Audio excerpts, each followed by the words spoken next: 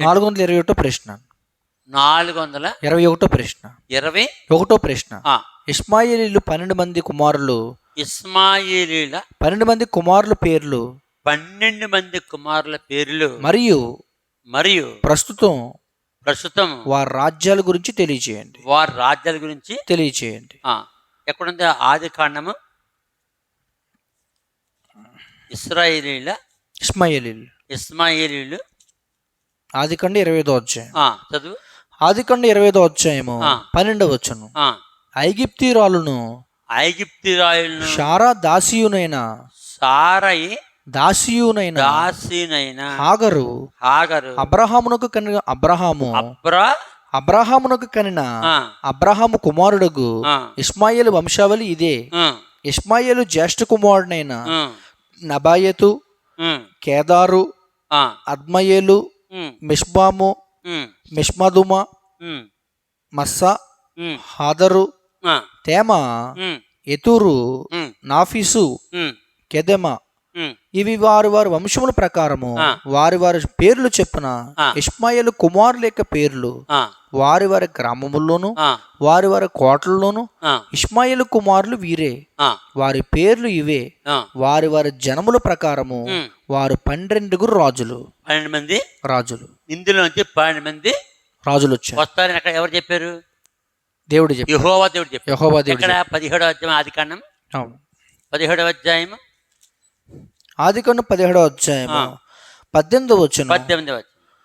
అబ్రహాము ఇష్మాయేల్ నీ సన్నిధిని బ్రతకను అనుగ్రహించుము అని దేవునితో చెప్పగా దేవుడు నీ భార్య అయిన శారా నిశ్చయముగా నీ కుమారుని కనును, నీవు అతనికి ఇస్సాకు అని పేరు పెట్టదు. అతని తర్వాత అతని సంతానము కొరకు నిత్య నిబంధనగా నీ నిబంధనను అతనితో స్థిరపరచెదను. కాబట్టి ఇస్మాయిల్ సంతానం ఎక్కడుంది? అరబ్బులు. అంతే. అంటే అరబ్బులు. ఇంకా అరబ్బులు ఎక్కడెక్కడ ఉన్నప్పటికీ, అంటే ప్రపంచం అంతట్లో అరబ్బులు ఎక్కడ ఉన్నప్పటికీ ఇస్మాయిల్ సంతానము. వాళ్ళు ఎంతమంది రాజులు అన్నాడు దేవుడు? 20వ వచనం చెప్తున్నాడు. మొట్టమొదటి ఆదికాండం 17వ అధ్యాయము 20వ వచనం. 1 ఇష్మాయేలును గూర్చి నీవు చేసిన మనవి నేను వింటిని, ఇదిగో నేను అతన్ని ఆశీర్వదించి. అయిపోయింది. ఆ 12 మంది పేర్లు చెప్పు. ఆదికాండం 25వ అధ్యాయము 12వ వచనం.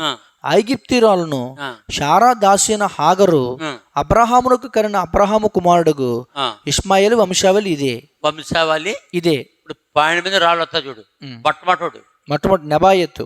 1 నెబాయతు, 2 కేదారు, 3 అద్మయేలు, 4 మిష్పాము, 5 మిష్బాదుమ, 6 మస్సా, 7 హాదరు, 8 తేమ, 9 ఎతెరు, 10 నాఫీషు, 11 కెదెమ, 12 మంది. ఫస్ట్ది నెబాయతు, 2 కేదారు, 3 అద్మయేలు, 4 బిష్పాము, 5 మిష్పాదుమ, 6 మస్సా, 7 హాదరు, 8 తేమ, 9 ఎతెరు, 10 నాఫీషు, 11 కెదెమ. ఈ విధంగా అయితే మొత్తం వచ్చారు. అతని నుంచి వచ్చారు. ఇప్పుడు వాళ్ళు మిష్పా వేరు, దుమా వేరు. ఇక్కడ మిష్పా వేరు, దుమా వేరు. మిష్పా 5వ వాడు, దుమా 6వ వాడు. 12 మంది. మొత్తం 12 మంది వచ్చారా లేదా? వచ్చారు. ఆ 12 మంది ఇప్పుడు ఈ ప్రస్తుతం ఏ దేశాల్లో ఉన్నారు అడుగుతున్నాడు. అంతేనా? అంతే. మొట్టమొదటి దేశం లెబనాన్. అంటే లెబనాన్ చూపించు. లెబనాన్ ఎక్కడ ఉందో? ఇక లెబనాన్,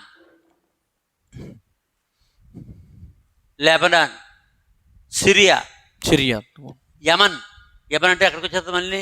ఇదిగో సౌదీ అరేబియా దగ్గరికి వచ్చేస్తుంది. సౌదీ అరేబియా ఎక్కడ? ఈ సౌదీ అరేబియా ఇక్కడ. ఇదిగో ఈ ప్రాంతం ఇలా కిందకి వచ్చేస్తే ఇక్కడే కువైట్ కిందకి అరేబియన్ గల్ఫ్ దగ్గర ఎవరు ఉంటారు? అప్పుడు ఎవరు? మొట్టమొదటి Lebanon, 2 Syria, 3 Yemen, 4 Jordan, 4 Jordan, 5 Egypt, 6 Saudi Arabia, 7 Sudan. Sudan అంటే ఆఫ్రికా దేశం. ఆఫ్రికా దేశం. లిబియా ఆఫ్రికా దేశం. ఆఫ్రికా దేశం. అల్జీరియా ఆఫ్రికా దేశం. ఆఫ్రికా దేశం. టునీషియా ఆఫ్రికా దేశం. ఆఫ్రికా దేశం. మొరాకో అది కూడా ఆఫ్రికా దేశం. ఆఫ్రికా. 11 అంతా మొరాకో. 12 ఇరాక్. ఇరాక్. మొత్తం ఎన్ని దేశాలు? 12 దేశాలు. మొట్టమొదటి Lebanon. 2 Syria. 3 Yemen. 4 Jordan. 5 Egypt. 6 Saudi Arabia. 7 Sudan. 8 Libya. 9 Algeria. 10 Tunisia. 11 Morocco. 12 Iraq. ఈ 12 దేశాల్లో ఈ మ్యాప్లో మాత్రం నేను వెళ్ళిన దేశాలు ఇవి. అదే నేను వెళ్ళిన దేశంలో కదా కాను. ఎక్కడ ఆఫ్రికా దేశాలు. ఆఫ్రికాలో ఎక్కడ? ఆఫ్రికాలో ఉన్నాయి. నెక్స్ట్ అరేబియా కింద వెనక్కి వెళ్ళి బాగా వెనక్కి వెళ్ళాలి. కనపడాలి. ఇంకా వెనక్కి వెళ్ళాలి. ఆ అరేబియా గల్ఫ్ కిందకి ఎలా చూపించు అంటే ఉంటుంది అక్కడ. ఆ దేశాలు ఉంటాయి అక్కడ.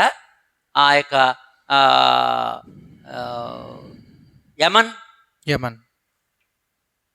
దాని తర్వాత ఈ యమన్ అక్కడ ఉంటుంది. ఈ విధంగా 12 రాజులు 12 దేశాలు నేటిగా ఉన్నాయి. చెప్పేసాం. ఇక్కడతో ఎవరైనా థామస్ గారు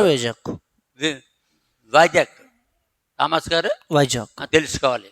12 మంది రాజుల గురించి ఆదికాండం 17వ అధ్యాయంలో రాయబడింది. 18వ వచనంలో దేవుడు ఇస్తున్నాడు. అది 25వ అధ్యాయంలో చెప్పారు. ఆదికాండంలో 12 మంది పేర్లు చెప్పేశాడు. ప్రపంచపటం తీసుకుని ప్రపంచపటంలో ఆసియా ఖండం ఆఫ్రికాలో ఉన్నారు.